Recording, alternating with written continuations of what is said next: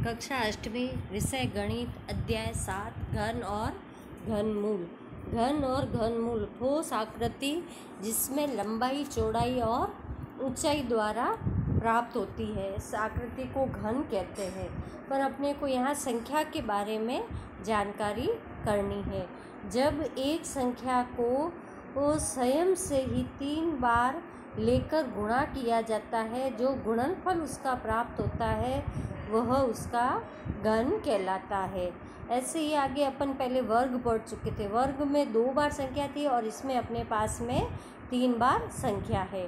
अब आगे अपने पास में देखेंगे कि अब सम संख्या का घन हमेशा क्या होता है, सम ही प्राप्त होता है। सम प्राप्त होता है तो संख्या को अपने पास में अब आगे देखेंगे कि संख्या सम है तो सम में जैसे अब 2 आया तो 2 का अपन घन करेंगे तो 2 इंटू 2 इंटू 2, इसका क्या घन प्राप्त हो गया 8। तो ये देखो सम संख्या है इसलिए इसका घन क्या प्राप्त हो गया 8 प्राप्त हो गया। अब अपन विषम संख्या का घन हमेशा विषम ही होता है तो विषम संख्या ले ली 3, तो 3 इंटू 3 इंटू 3, इसका घन अपन प्राप्त करेंगे तो इसका आ जाएगा 27। तो ये विषम संख्या आ गई। अब ऐसे ही है कि 1 से 1000 तक में केवल 10 ही घन संख्याएं होती है। तो 10 का देखो 1000 और फिर आगे 11 का हो जाएगा 1331। ऐसे ही इसमें कितनी केवल 10 ही पूर्ण घन संख्या होती है। इसमें आगे अपन देखेंगे कि आगे देखने पर क्या हो जाएगा, विषम क्रमागत संख्याएं। विषम क्रमागत संख्याओं को पहले अपन ने पढ़ा था, आगे से आगे संख्याएं नहीं आ रही थी, अपन एक से ही विषम संख्याएं प्राप्त कर रहे थे वर्ग में।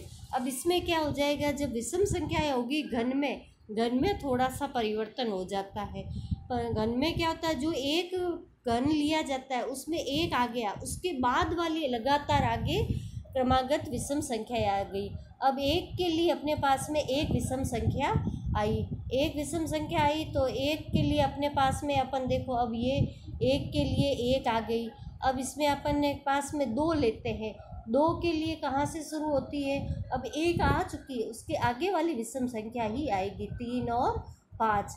अब उससे आगे 3 की लेंगे तो 3 के लिए क्या आ जाएगी, अब 5 आ चुकी है 2 में तो उससे आगे वाली 7, ये 9 और ये 11। ऐसे आगे से आगे क्रमागत विषम संख्याएं चलती जाएगी और उसका घनमूल और घन प्राप्त होता जाएगा। अब जैसे अपन ने ले ली 5 की, अब 4 में अपने पास में 19 आ चुकी है तो 5 के लिए जब भी पूछेंगे तो 5 के लिए अपने को 21 से चालू करनी है और आएगी उतनी ही विषम संख्या जितनी घनमूल का अंक है। घनमूल का अंक इसमें यहाँ पे 5 है तो इसलिए क्या आ गया 21, 23, 25, 27, 29।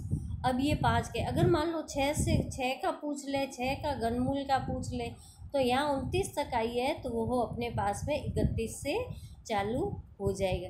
ऐसे ही इसकी क्रमागत विषम संख्याओं का चलता जाएगा। अब आगे अपन इसमें देखेंगे प्रश्नावली के प्रश्न। प्रश्नावली में पहला प्रश्न है, निम्नलिखित में से कौन सी संख्याएं पूर्ण घन नहीं है।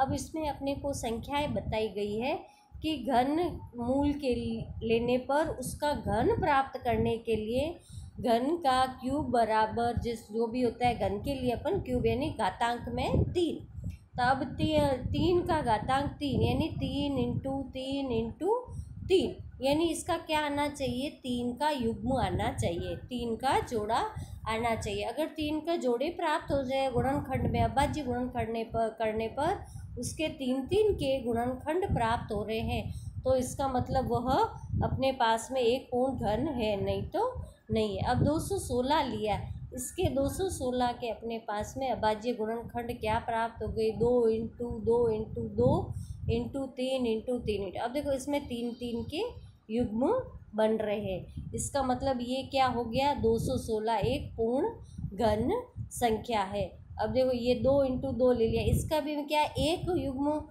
में से लेना है एक संख्या, तो 3 का 3 में से 1 ले लिया और 2 में से 1 ले लिया तो 2 इंटू 3 इसका क्या हो गया घनमूल 6 हो गया।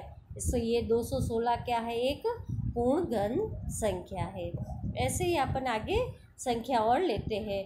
अब आगे संख्या ली अपन ने, आगे संख्या ली 128। 128 ली। 128 में देखो इसके अभाज्य गुणनखंड द्वारा अपन ने गुणनखंड किए। अब देखो इसमें 3 3 2 2 3 3 का युग्म बन रहा है। 2 2 गुणनखंड आए हैं और 3 3 का युग्म बन रहा है, पर एक अपने पास में संख्या बच गई। तो इसका बच गई, इसका मतलब 128 एक पूर्ण घन संख्या नहीं है। अब आके अपन प्रश्न नंबर 2 पढ़ेंगे। वह सबसे छोटी संख्या ज्ञात कीजिए जिससे निम्नलिखित संख्याओं को गुणा करने पर पूर्ण घन प्राप्त हो जाए। जब भी गुणा कहे तो उसका मतलब जो संख्या दी हुई है उससे आगे वाली उसकी घन संख्याएं प्राप्त होगी। अब अपने पास में देखो ये संख्या दे दी, संख्या दी 243। अब ये एक घन संख्या नहीं है, अपन इसका अभाज्य गुणनखंड से इसके गुणनखंड प्राप्त किए। अब 3 3 का तो एक युग्म बन गया, 3 इंटू 3 इंटू 3, ये 3 3 इंटू 3, ये 3 का एक युग्म बन गया। पर 3 इंटू 3 ये 2 ही है, इसके पास में 3 का युग्म नहीं बन रहा है। तो अपने को एक और 3 लेके और इसको 243 को गुणा करेंगे। 243 को गुणा किया तो अपने पास में क्या 729 प्राप्त हो गया। ये 729 एक घन प्राप्त हो गया। 729 में देखो 3 3 का युग्म आ गया। ये अपने पास में 3 इंटू 3 किसका, इसका घनमूल 9 प्राप्त हो गया। इसमें एक एक युग्म जो भी नहीं है उसको गुणा करके आगे वाली संख्याओं का घन प्राप्त करेंगे और उस घन से घन मूल प्राप्त करेंगे। अब आगे अपने संख्या ले ली 675। 675 ली। 675 में भी देखो अपन ने इसके अभाज्य गुणनखंड से इसके गुणनखंड प्राप्त कर लिए। अब 3 का तो युग्म बन रहा है, 5 का युग्म नहीं बन रहा है। तो जो संख्या है अपने पास में उसको किससे गुणा किया, 5 से।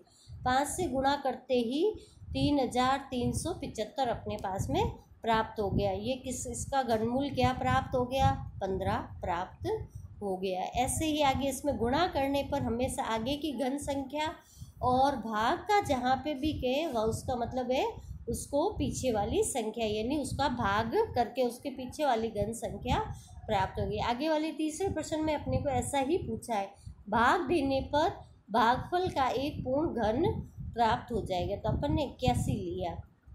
81 में लिया तो इसका अभाज्य गुणनखंड 3 इंटू 3 इंटू 3 इंटू 3। अब इसमें देखो 3 का तो युग्म बन रहा है, एक 3 बच गया। जो बच रहा है उस युग्म को जो दी हुई संख्या से क्या करना, भाग देना। तो पीछे वाली भाग में पीछे वाली घन संख्या प्राप्त हो जाएगी। तो पीछे वाली घन संख्या भाग देने पे 27 प्राप्त हुआ। तो 3 से भाग करने पे 27 घन प्राप्त हो जाएगा और उसका घनमूल क्या प्राप्त हो जाएगा, 3 प्राप्त हो जाएगा। ऐसे ही आगे और संख्या ले ली अपन ने 704। 704 ली। 704 का भी अभाज्य गुणनखंड कर दिया, 2 इंटू 2 इंटू 2 और 2 इंटू 2 इंटू 2 इंटू 11। अब देखो 2 का तो युग्म बन रहा है, 2 युग्म बन रहे हैं पर 11 का नहीं बन रहा है। तो अपन ने जो नहीं बन रहा है उसको जिस संख्या है उससे भाग देना। भाग देंगे 64 आ गया।